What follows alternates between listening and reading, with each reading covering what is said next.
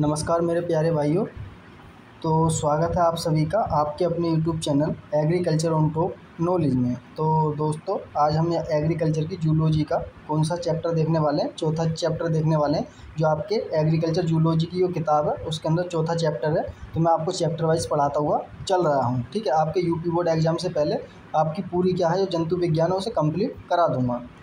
तो दोस्तों, आज हम इसमें जंतु जगत यानी कि एनिमल किंगडम के बारे में पढ़ने वाले हैं। इसके क्लासिफिकेशन के बारे में क्या हम जानेंगे, इसका क्लासिफिकेशन करने की क्यों ज़रूरत पड़ी, किसकी? जंतु जगत की, ठीक है। अगर हम उसका क्लासिफिकेशन नहीं करते तो क्या क्या समस्या हमें हो सकती थी, इन सब चीज़ों के बारे में क्या जानने वाले हैं। अगर दोस्तों आप भी यूपी बोर्ड, यूपी कैटेट जैसे एग्ज़ाम की तैयारी कर रहे हैं तो आप हमारे साथ ज़रूर जुड़ें और इस चैनल को सब्सक्राइब करना और अपने जो पुलिस का ग्रुप बना हुआ है उसमें शेयर करना ना भूलें, ठीक है। अगर दोस्तों आपको किसी भी प्रकार की जानकारी चाहिए तो आप मेरे इस दिए गए नंबर पर क्या मुझे कांटेक्ट कर सकते हो, ठीक है। ये मेरा नंबर है, इस पर आप मुझे कांटेक्ट कर सकते हो। आपको जो भी दिक्कत होगी तो वो आपको सोल्व करने की कोशिश की जाएगी, ठीक है। और दोस्तों, आप इस वीडियो के क्या है बाद में कमेंट भी करके मुझे बताएं आपको ये हमारी क्लास कैसी लगी। ज़्यादा बड़ी क्लास क्या हम करने वाले नहीं हैं, यानी कि छोटी छोटी क्लासों के रूप में भी क्या हम क्लासें आपके लिए करेंगे सिर्फ, जिससे आप क्या है बोर ना हो। तो दोस्तों, सबसे पहला पॉइंट है कह रहा एनिमल किंगडम यानी कि क्लासिफिकेशन। तो दोस्तों, जो वर्गीकरण होता है, ठीक है, ऐसा बोलते हैं दोस्तों, क्लासिफिकेशन को बोलते हैं हम वर्गीकरण, ठीक है। क्या बोलते हैं दोस्तों? वर्गीकरण बोलते हैं क्लासिफिकेशन को हिंदी में। तो कह रहा है वर्गीकरण का महत्व क्या है, यानी कि सिग्निफिकेशन ऑफ क्लासिफिकेशन, यानी कि वर्गीकरण का क्या महत्व है। तो दोस्तों, इसके सबसे पहले 5 पॉइंट हैं जो आपके दोस्तों यूपी बोर्ड एग्जाम में ये पूछे जाते हैं, ठीक। किसमें? UP board. मैं आपको बताता चलूँगा कौन सी जगह आपको कौन सा प्रश्न याद रखना है। यूपी कैटेट और यूपी बोर्ड एग्जाम के लिए आपको कब कब कौन कौन से प्रश्न याद रखने हैं जो आपके पूछे जाने की संभावना है। तो दोस्तों, ये आपको 2 नंबर में पॉइंट क्या पूछा जाता है आपके यूपी बोर्ड एग्जाम में, ठीक। तो सबसे पहला पॉइंट है दोस्तों, महत्व के बारे में जानते हैं। जीवों की सामान्यताएं और असामान्यताओं के आधार पर क्या समूह में आसान बनाकर क्या रख सकते हैं, ठीक है। इनका क्या हम सामान्यता और असामान्यता के आधार पर क्या इनका समूह बनाकर हम आसान तरीके से रख सकते हैं। पहला क्या है इसका इम्पोर्टेंट ये हो गया। दूसरा इम्पोर्टेंट है दोस्तों इसका वर्गीकरण से जीवों का व्यवस्थित, ठीक है, व्यवस्थित अध्ययन, यानी कि वर्गीकरणों का जो जीवों का व्यवस्थित अध्ययन है, जैसे उनका स्ट्रक्चर के बारे में हमें जानकारी लेना, उनके यानी कि स्टडी करना, फिजियोलॉजिकल तरीके से उन्हें देखना, उनका रिप्रोडक्शन तरीके से उन्हें देखना, उनकी हैबिट क्या है, यानी कि किस तरीके से वो सर्वाइव करते हैं, क्या खाते हैं, इस चीज़ के बारे में क्या जानना। और क्या ये सब क्या संभव है किसके द्वारा दोस्तों? क्लासिफिकेशन, इनकी वर्गीकरण के महत्व के द्वारा, ठीक है। उसी प्रकार दोस्तों आपका अगला पॉइंट है पॉइंट नंबर 3, कह रहा विभिन्न जीवों में क्या विकास क्रम क्या है, विकास क्रम को क्या समझने में मदद मिलती है। दोस्तों, कुछ ऐसे जीव होते हैं जिनके क्या हम विकास क्रम को क्या समझने में क्या मदद हमें मिल जाती है, ठीक है। अगला पॉइंट है दोस्तों आपका पॉइंट नंबर 4। 5 पॉइंट है दोस्तों, ये 5 पॉइंट आपके 2 नंबर में खाली पूछे जाएंगे, 2 नंबर से ज़्यादा आपके नहीं पूछे जाने वाले, ठीक है। अगर आपसे लॉन्ग प्रश्न में पूछे, जैसे मैं आपको PDF पढ़ा रहा हूँ तो आप इस तरीके से याद कर लें बिल्कुल, ठीक है। बहुत शॉर्ट नोट्स लेकर आया हूँ मैं आपके चैप्टर वाइज से, ठीक है। चैप्टर वाइज के हिसाब से क्या पूरी मेरी PDF याद करोगे तो आप लॉन्ग आंसर भी लिख सकते हो कि जंतु जगत का वर्गीकरण का मतलब डिटेल में आप समझाइए। तो आप जैसे मैं कर रहा हूँ तो आप इस तरीके से बिल्कुल आपको स्टेप बाय स्टेप लिखने हेडिंग डालकर, ठीक है। तो आपके सामने चौथा पॉइंट है, कह रहा जीवों के बीच के जो सहसंबंधकारी कड़िकाएँ होती हैं जिसे बोलते हैं कॉन्टैक्ट लिंक, उन्हें क्या पहचानने में हमें क्या मदद मिल जाती है, यानी कि हमें क्या पहचानी जा सकती हैं, ओके। उसी प्रकार दोस्तों लास्ट पॉइंट है आपका इसका वर्गीकरण से जीवों को उनके अनुवांशिकी के बारे में, यानी कि उनके फादर कैसा था, उनका माता पिता कैसे थे, इन चीज़ों के बारे में पता लग जाएगा हमें, ठीक है। उनके स्वरूप यानी कि उनका पहले रूप कैसा था, अब का रूप कैसा है, इस चीज़ के बारे में क्या हमने क्या मैथ वर्गीकरण किया था। उसके बाद दोस्तों कार्यात्मक विधिवता का ज्ञान होना, यानी कि वो कौन कौन से कार्य के लिए हम यूज कर सकते हैं। जैसे हमारे पशु हो गए, पशु हम दूध लेने के लिए, बोझा ढोने के लिए क्या यूज करते हैं, इस तरीके से। ह्यूमन क्या है, एक किस तरीके से काम करता उसके बारे में क्या जानते हैं। ये क्या हो गया दोस्तों आपका महत्वपूर्ण हो गया, ठीक है। आपसे अगर मैथ के बारे में केवल पूछता है यूपी बोर्ड में तो आपको इतना ही लिखना है, ये 5 पॉइंट जो मैंने आपको 5 पॉइंट बताए हैं, ये आपको सिर्फ इतना ही लिखना है। अगर आपको डिटेल में पूछे कि एनिमल किंगडम को डिटेल में समझाइए, इनकी संपूर्ण जानकारी बताइए, तो आप जितना भी ये मैंने PDF बनाई है आप उस तरीके से समझाने की कोशिश करना, तो आपका एक भी नंबर नहीं कटने वाला, ठीक है। अगला पॉइंट है दोस्तों, अब देख लेते हैं दोस्तों हम क्या, क्लासिफिकेशन सिद्धांत यानी कि वर्गीकरण का सिद्धांत क्या है।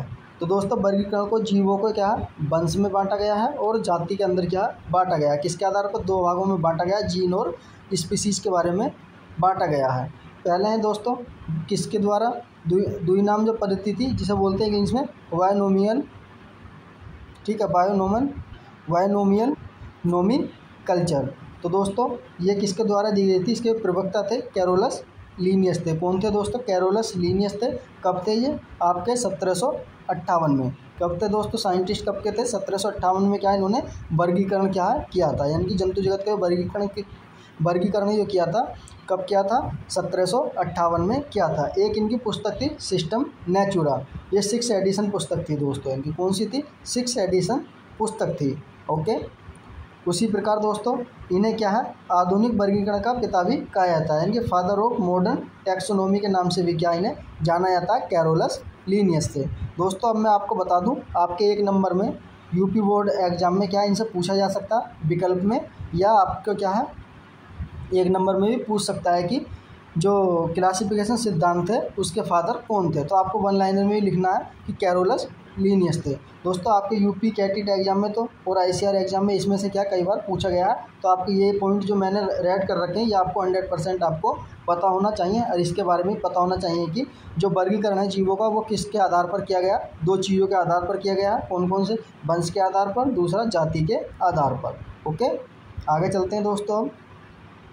अब देख लेते हैं प्रत्येक जीव का नाम 2 भागों से मिलकर बना हुआ होता है। जैसे मैंने आपको पहले ही बता दिया, जितने भी हमारे जीव हैं उनका नाम जो 2 भागों से मिलकर बना हुआ होता है। कौन कौन सा दोस्तों, वंश जिसे बोलते हैं जीनस, दूसरा दोस्तों जाति जिसे बोलते हैं स्पीसीज। अब दोस्तों वंश के समझ लेते हैं, जो हमेशा बड़े अक्षर से क्या शुरू करते हैं। अगर आप मान लो वैज्ञानिक नाम किसी भी चीज़ का लिखते हो तो उसका अक्षर आपको कैसा होना चाहिए, कैपिटल होना चाहिए हमेशा, पहला अक्षर।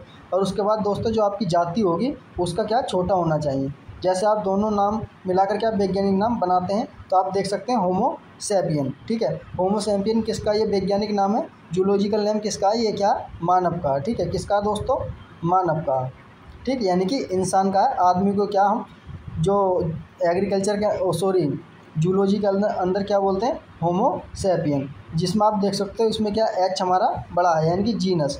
ये वाला पार्ट हो गया दोस्तों हमारा कौन सा, जीनस, ठीक है, ये हो गया हमारा जीनस, ये क्या हो गया हमारा जाति।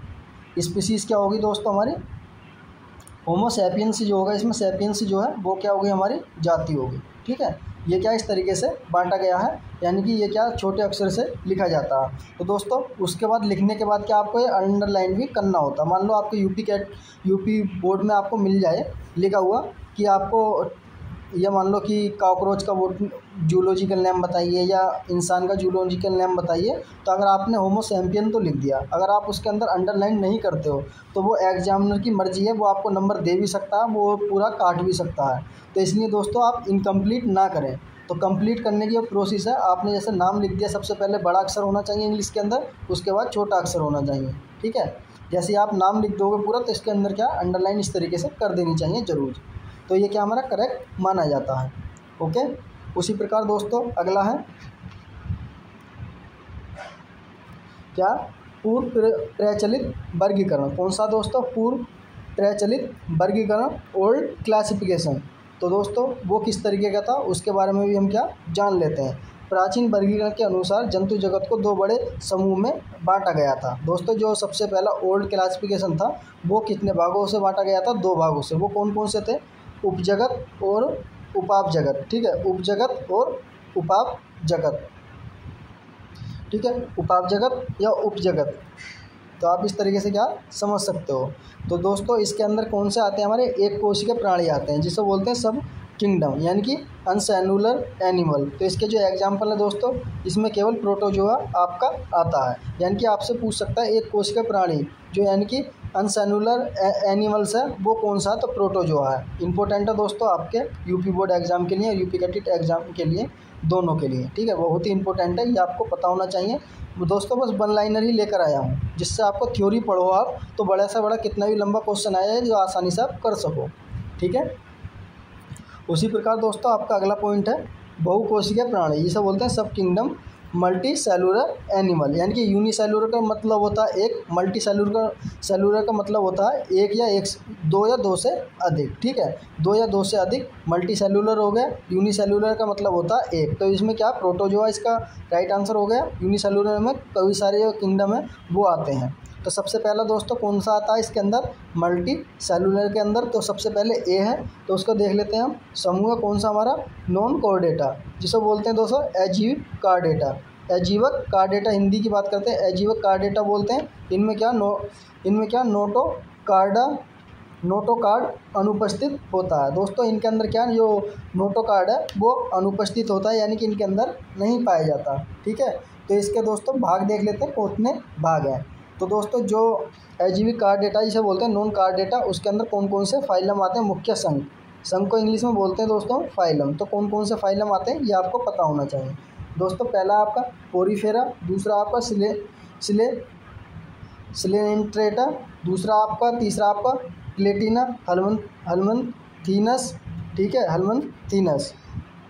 और दोस्तों अगला पॉइंट है आपका चौथा, इसके अंदर दोस्तों 8 आते हैं। ठीक है, चौथा आपका नीमिटोमीन्थस। ठीक है, नीमिटोमीन्थस। पांचवा दोस्तों आपका एनीलिडा के अंदर दोस्तों हमारे क्या आता है, कैंचू आता है। इन सब के बारे में दोस्तों हम क्या डिटेल में पढ़ेंगे। ठीक है, इन सब के डिटेल में पढ़ लेंगे एनीलिडा के बारे में। जो संघ दे रखे हैं, फाइलम दे रखे हैं, इनके एक एक करके क्या हम सबके बारे में पढ़ने वाले हैं। और छठा दोस्तों आपका आर्थ्रोपोडा, कौन सा, ये सबसे बड़ा संघ माना जाता है आर्थ्रोपोडा। उसके बाद है दोस्तों आपका मोलस्का के अंदर दोस्तों जितनी भी आपकी शायद मछली हैं वो सब आती हैं, तो इनों की क्या हम डिटेल में पढ़ने वाले हैं। लास्ट में दोस्तों आपका 8वां इकाइनोडर्मेटा। ठीक है, कौन सा आपका 8वां इकाइनोडर्मेटा। अब दोस्तों दूसरा समूह है कौन सा आपका बी समूह है। इसके अंदर क्या आते हैं दोस्तों, इसमें केवल कोई आते हैं जो नॉन कोऑर्डिनेटा होते हैं। जो कौन से होते हैं दोस्तों, नॉन कोऑर्डिनेटा इसमें क्या उपस्थित होता है, इनकी नॉन कोऑर्डिनेटा क्या इसमें उपस्थित होता है, उसमें उपस्थित नहीं होता। यही क्या इनमें दोस्तों सिर्फ डिफरेंस है। ठीक है, इसमें क्या यही क्या डिफरेंस है। तो दोस्तों बस ये इतनी ही छोटी वीडियोस बनाई थी मैंने अभी PDF आपके लिए। अगर दोस्तों आपको ये हमारी वीडियो अच्छी लगी हो तो वीडियो को प्लीज़ ज़्यादा से ज़्यादा शेयर करें। और आपको किसी भी प्रकार की जानकारी चाहिए, ठीक है, किसी भी प्रकार की जानकारी चाहिए तो दिए गए इस नंबर पर क्या हमें मैसेज करें। ठीक है, व्हाट्सएप पर मैसेज करें। अगर आपको हमारी ये PDF चाहिए तो हमारा व्हाट्सएप ग्रुप बना हुआ है, ऑलरेडी बन चुका है, तो आप क्या हमारे साथ जुड़ सकते हो। तो आपको क्या नोट्स यहाँ पर मिल जाएंगे। ठीक है, तो दोस्तों कमेंट करके ज़रूर बताएं आपको हमारी वीडियो कैसी लगी, और अपने दोस्तों को इस वीडियो को ज़्यादा से ज़्यादा शेयर करें जिससे आपके साथी हमारे साथ जुड़ सकें।